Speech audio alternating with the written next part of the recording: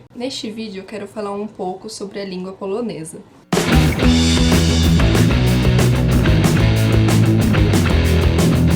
Olá, meu povo e minha pova, como vão? Na língua polonesa, eles têm letras do alfabeto que são diferentes da nossa. Por exemplo, eles colocam cedilha no A e no E.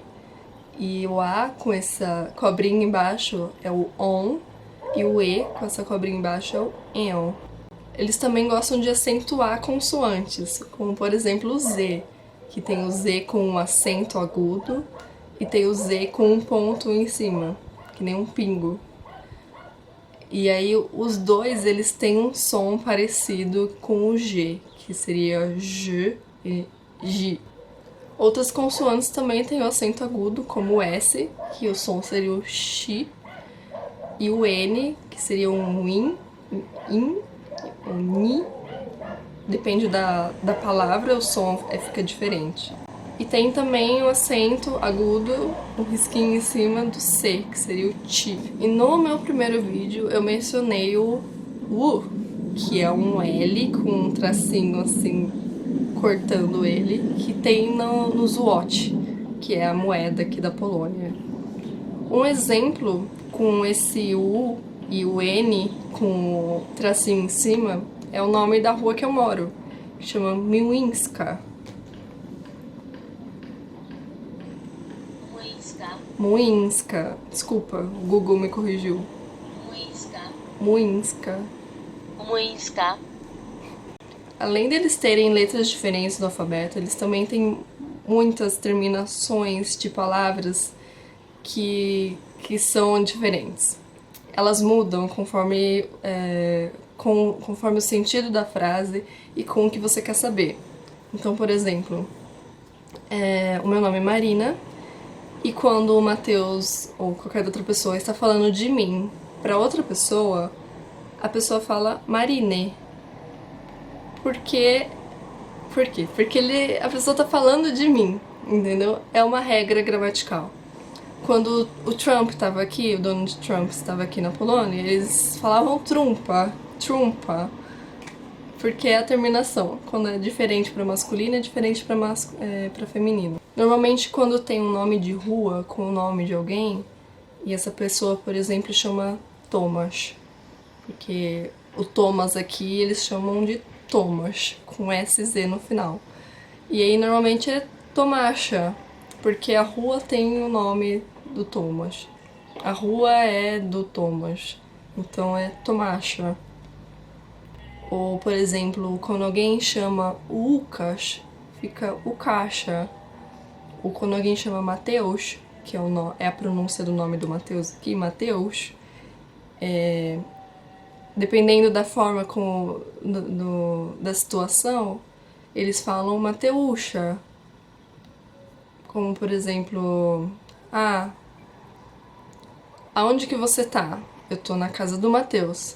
Então, é a casa do Mateus, você se refere a ele dizendo Mateusza.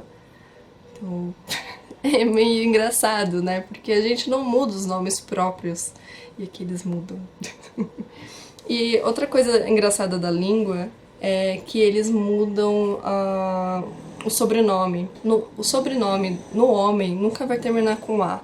E normalmente, quando esse sobrenome do marido passa para a mulher, ou o sobrenome do pai passa para a filha, eles modificam isso de uma forma que pareça feminino. Se eles modificam as terminações dos nomes próprios, eles com certeza modificam as terminações de palavras comuns, certo? Eu tenho um livro que eu aprendo polonês aqui. E além de mudar os substantivos próprios e simples, eles também mudam as perguntas. Porque, na verdade, é pela pergunta que você vê qual é o final de cada substantivo. Então, por exemplo, eles não têm só a palavra quem, um quem simples, quem é você. Eles têm vários quem. Por exemplo, kto, kim e kogo. E para o que, eles também têm vários o que, como perguntar o que, porque depende do significado do que você quer dar para esse o que é o so, Team. Como, meu Deus, como é mil comos, porque aqui eles mudam o como para feminino, o como para masculino e o como para neutro, né? Pra algo que não tem gênero. Como, por exemplo, os bebês. Os bebês aqui é neutro, né? Pra quem sabe inglês, que seria o it, né? E aqui eles colocam yaki, yaka, yakie, yakim, yakom, yakiego. Então, pra todo mundo que me pergunta, você já tá falando polonês? Vem aqui tentar falar esse polonês. É bem difícil. Mas assim, as crianças conseguem aprender, certo? Então a gente tenta aqui. Eu fiz um acordo com o Matheus que ele vai tentar me ensinar polonês. De vez em quando eu tento ensinar português pra ele, mas o ponto é, ele vai tentar me ensinar como eles ensinam as crianças aqui, porque é muita regra gramatical, assim. Eu acho que para um estrangeiro aprender essa língua com base na gramática é muito mais complicado. Até a minha professora de polonês, que é italiana, ela, ela não usava termos gramaticais poloneses, ela usava os termos gramaticais em latim. Em vez de usar mianowinik, ela usava nominativos. Ou biernik, ela usava acusativos. Ou narzędnik, ela usava instrumentálias. Então, apesar da palavra ser maior, ela é muito mais comum aos nossos ouvidos, né, por ser latina. Gramática popolsko, quantas terminações? Então, só nessa lista aqui de terminações gramaticais polonesas tem 26 tipos de terminações diferentes. Complicado.